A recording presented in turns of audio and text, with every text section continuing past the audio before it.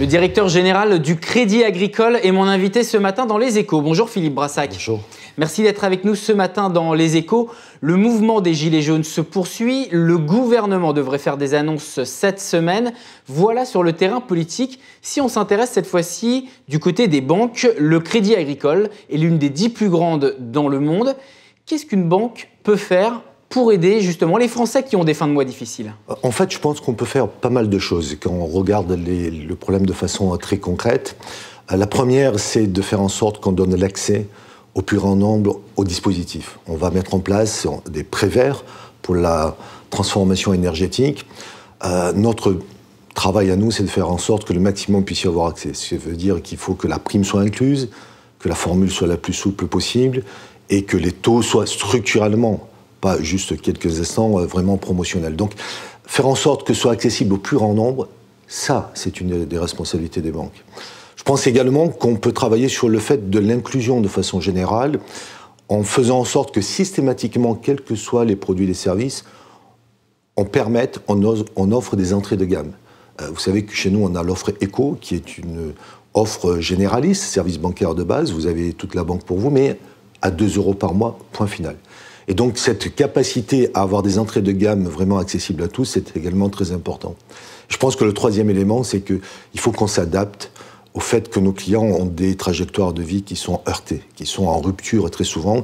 Et donc, il faut que les accidents de la vie, la maladie, le veuvage, le divorce, ces choses-là, ne soient plus des accidents bancaires. Donc il faut qu'on apporte de la souplesse dans nos comportements et notamment par rapport à la vie d'un crédit. Sur toute la partie accident de la vie, il y a encore beaucoup d'efforts, de progrès à faire du côté des banques. Par exemple, sur les crédits, on pense ? Oui, moi je pense qu'on peut faire beaucoup pour que, là encore, je prends l'exemple des divorces. Un ménage sur deux, il est évident que même si tout va bien avant, au moment du divorce, c'est une situation difficile pour le ménage. Et donc, si nous, on arrive et qu'on considère que là, il y a un incident, on ne fait qu'aggraver la situation. Si on considère que ça fait partie de la vie et qu'il faut qu'on s'adapte, qu'on propose autre chose pour la deuxième partie, alors on considère, comme certains le disent, que les accidents de la vie, c'est tout simplement la vie, tout court. Alors, si on s'intéresse au point de vue concret, le ministre de l'économie, Bruno Le Maire, a demandé 2 choses en septembre aux banques. Tout d'abord, une limitation des frais d'incident bancaire à 200 € par an. Et deuxième chose, une augmentation des comptes spécifiques, c'est-à-dire qui inclut les services bancaires de base, à 3 € par mois. Sur ces 2 points, où en est le Crédit Agricole ? D'abord, je pense qu'il a raison. C'est-à-dire que sur les clientèles en difficulté, le champ n'est pas concurrentiel. Pour les clientèles qui n'ont pas trop de difficultés, la banque est très concurrentielle en France. Pour les clientèles difficiles, ce n'est pas le cas. Elles sont d'une certaine façon piégées dans des situations. C'est normal et c'est bien que l'on plafonne les frais que l'on peut prélever sur ces situations-là. Donc nous appliquons cela et même largement. Et sur les offres spécifiques aux clientèles dites en difficulté, je pense qu'on peut faire beaucoup mieux. Comme vous dites, l'offre légale, elle est à 3 € par mois. Oui. Nous, sans parler d'incidents, sans parler de clientèle en difficulté, nous offrons à toutes les personnes qui le veulent un compte en entrée à 2 € par mois. Ça, je pense que ça fait partie de l'inclusion. Évidemment, on essaie de vendre toute la gamme, mais il faut considérer que pour ceux qui ne peuvent pas, au fond, mettre plus dans le coût du service bancaire, il faut considérer qu'il faut une offre de base accessible et de qualité en même temps. Un dernier mot sur les Gilets jaunes, Philippe Brassac. Le point de départ du mouvement, c'était l'augmentation des taxes sur les carburants. Aujourd'hui, c'est beaucoup plus général. L'une des premières réponses du gouvernement, c'était notamment la prime à la conversion qui permet de changer un ancien véhicule polluant vers un véhicule plus propre.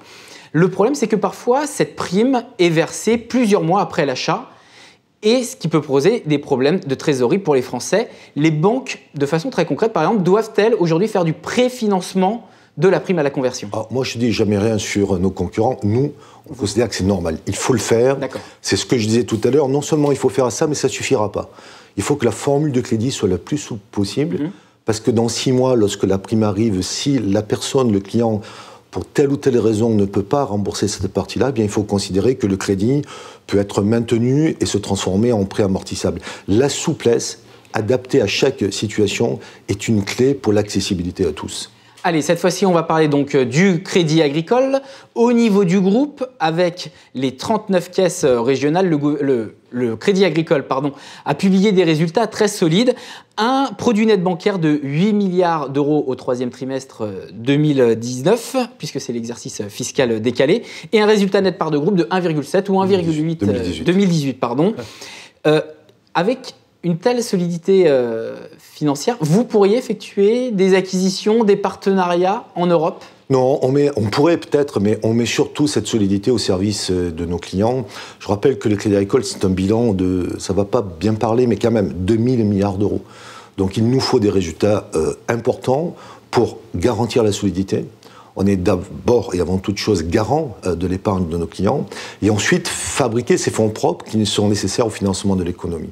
Nous, on a ces deux obsessions, être garant de l'épargne de nos clients et être capable, comme on l'a fait encore il y a peu, de proposer des crédits à l'économie. Vous avez vu qu'au troisième trimestre, nos crédits à l'économie ont cru de 8% en encours. Pour nous, ce sont les points les plus importants. Nous ne sommes pas dans un mouvement de type Monopoly, d'acquisition en Europe. Nous sommes clairement dans la croissance organique au service de nos territoires. Sur le marché allemand, par exemple, vous pourriez chercher à nouer un partenariat avec Commerzbank, par exemple ? Non, on essaie de trouver des partenaires sur nos métiers. Ce n'est pas une acquisition. Je prends quelques exemples. Amundi, qui est notre asset manager, est aussi l'asset manager de la Société Générale en France ou d'Unicredit en Italie. Notre crédit consommation, Crédit Agricole Consumer Finance, c'est notre crédit consommation, mais c'est également celui de BPPM en Italie. Et donc, ce type de partenariat qui ne suppose pas d'acquisition est quelque chose que nous développons parce que cela permet, au fond, d'avoir des offres plus solides, des prix les plus bas possibles, des gammes les plus complètes, et c'est vraiment la voie dans laquelle nous investissons. Vous avez commencé à parler justement d'Amundi, qui est une filiale donc à 70% de Crédit Agricole, avec cette activité donc de gestion d'actifs. Si on s'intéresse en termes de géographie, aujourd'hui, en Europe, vous êtes déjà présent par exemple en Italie, mais en Allemagne, est-ce que vous allez chercher à vous renforcer justement avec ce que vous évoquez, la stratégie que vous venez d'évoquer ? Est-ce que ça va être l'Allemagne un peu la priorité ? Vous savez, je vais répondre à votre question, mais nous sommes la première banque et le premier assureur en France. Oui. Nous sommes le premier banque assureur en Europe et nous sommes le premier asset manager européen. En fait, le premier asset manager au monde non américain. La taille n'est pas une question pour nous. On ne peut pas courir derrière la taille que pour ce principe-là. On essaie simplement, sur les territoires où nous sommes présents, d'être vraiment dans l'offre de banque universelle, en reliant toutes les expertises du groupe.